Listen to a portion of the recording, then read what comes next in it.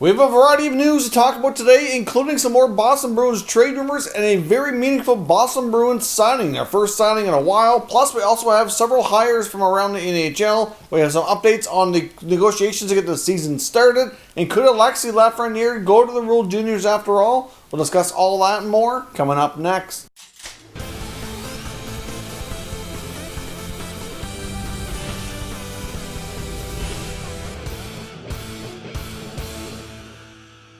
So welcome back to another video here at Top Shelf Hockey. Now, as I mentioned, we have a variety of things to talk about today. Let's kick things off with a variety of people being hired by NHL teams in a variety of roles today. We actually saw quite a few announcements from different NHL teams.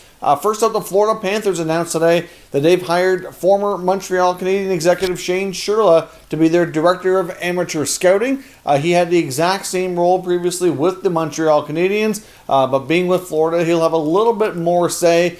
Being in that role with the Habs, of course, many of us know that Trevor Timmins basically runs the draft, so it's not a title with the Montreal organization that's going to give you as much say over how the direction goes and the decisions made. Certainly an important piece, but obviously in Florida he'll have a bigger role to play with the exact same title. So that's basically a small promotion for Shane Churla in that regard. Certainly a loss for Montreal, though. He certainly was known to have done a very good, solid job there and was certainly a well-respected member of their team in the front office. So a good ad by the Florida Panthers. We also saw Kendall, Coyne, Schofield get hired by the Chicago Blackhawks to be in working player development, as well as a youth hockey growth specialist. So essentially, she's going to be the first female in that kind of role in an NHL capacity. So that's another big step here. We've seen a lot of big steps lately with women getting more opportunities, like the woman GM in baseball. And we've seen more females get involved here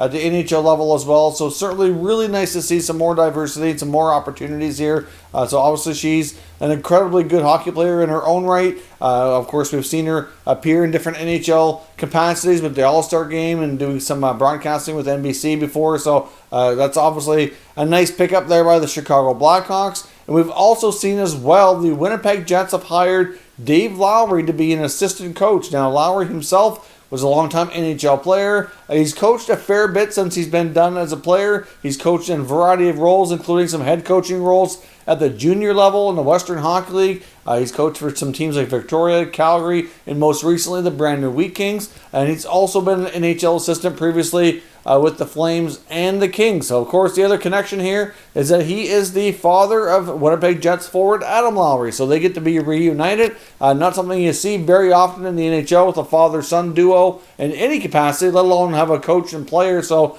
kind of a cool story in that regard. So obviously, he's been a well-respected hockey guy for a long time, well-respected coach. So he should be a very nice addition to the Jets organization, and obviously get to be around his son a lot, which is great for family reasons as well. So another great addition there, this time by the Winnipeg Jets. Now, as I mentioned as well, we have some more Boston Bruins rumors to take a look at, as well as a very important signing. They've finally gotten the terms done here with Jake Debrusk, who signs a 2-year contract at $3.675 million, which is pretty much almost exactly to what we had said before. I indicated before it'd be at most $4 million in my opinion. I thought somewhere closer to $3.5. So pretty much right in that wheelhouse. So $3.675 is a pretty solid deal for Debrusk, who's pretty well a pretty decent 20 goal scorer at this point, but still a tad bit inconsistent. It's a short-term contract, largely due to the obviously the flat salary cap and the whole economic environment that we're finding ourselves in right now.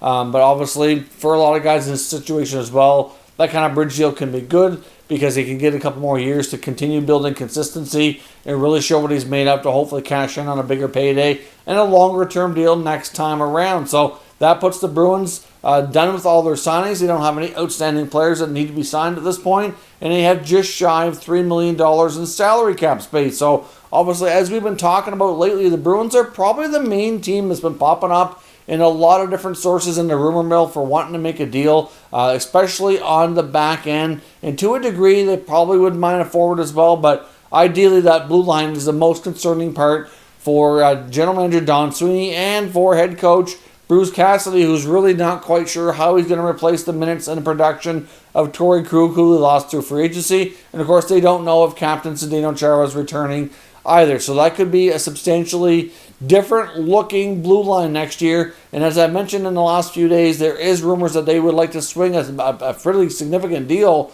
to land what they would refer to as a stud defenseman, or at least somebody who's a really solid top four guy and can eat a lot of minutes. Ideally, somebody who can be offensive and take some power play time as well, because without Krug being there, obviously McAvoy can certainly help things in that regard as well. But it would be nice to have another option besides just McAvoy. I mean, Grzelcyk is another player who will likely get an expanded role for the coming season for Boston. But of course, how much of a role can he take on and still, flourish in that role without kind of making the back end weaker? I mean, Grzelcyk's a good defenseman. He's certainly improved a lot the last couple of years, but is he capable of being anywhere close to Torrey Krug? At least probably not. At least not right away, and I'm not sure he's really going to have that kind of ceiling. So certainly makes sense that the Bruins would be considering swinging for a big-time trade, and there's been a lot of talk as well, when we mentioned before, and it keeps popping up in different sources, so where there's smoke, there's fire, that they're heavily shopping a prospect defenseman, Urho Vakanainen, who's one of their top defensive prospects, and even though he's a player who could fit into their system in the short term, they want somebody with a little bit more experience, a little bit more offensive prowess to fill that back end, and he could be a guy that they trade in order to do that. Now, I also would not completely rule out the possibility of Jake Debrusk being moved still. He's been a name that surfaced a lot, and just because he's signed doesn't mean he won't be traded. In fact, it might be easier to do that now that another team would know exactly what he's going to be paid for the next couple of years.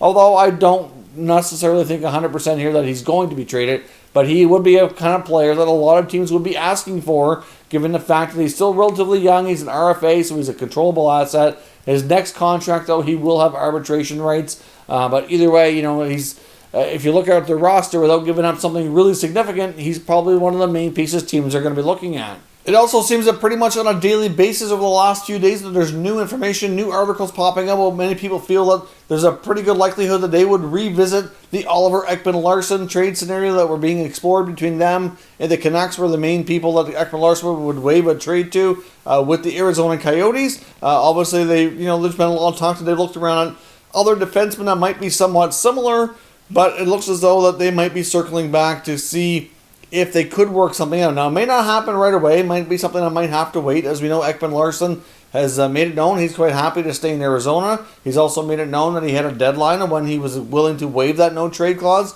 and that's all come and gone. But obviously, he may not want to do that anymore, so he might kind of throw things off if they do want to do it. But it's not something that I wouldn't be surprised if they do revisit and at least push whether or not they get it done.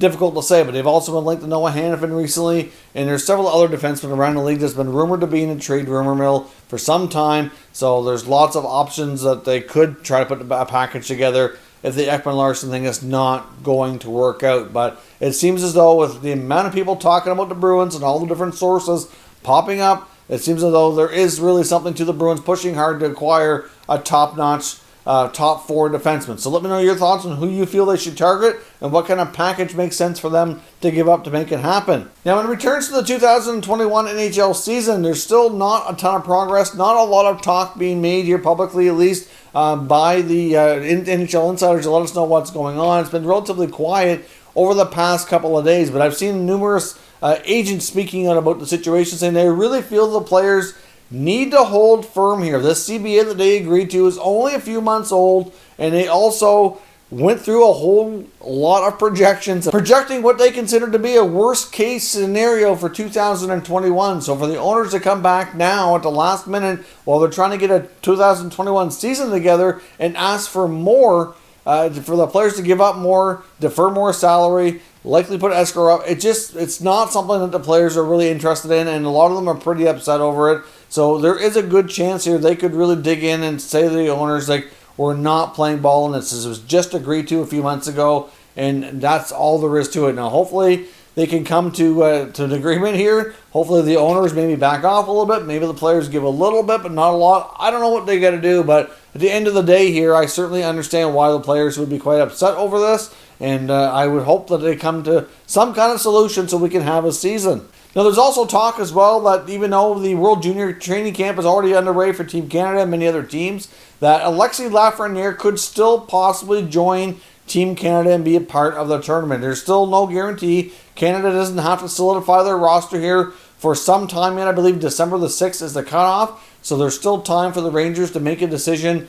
that he would be able to go. And I think that they're probably stalling right now until they have a better idea what's going on with the 2021 NHL season. I mean, obviously, as we've indicated here, for the NHL to have a shot to start for January the 1st, they really need to have everything ironed out before the end of November.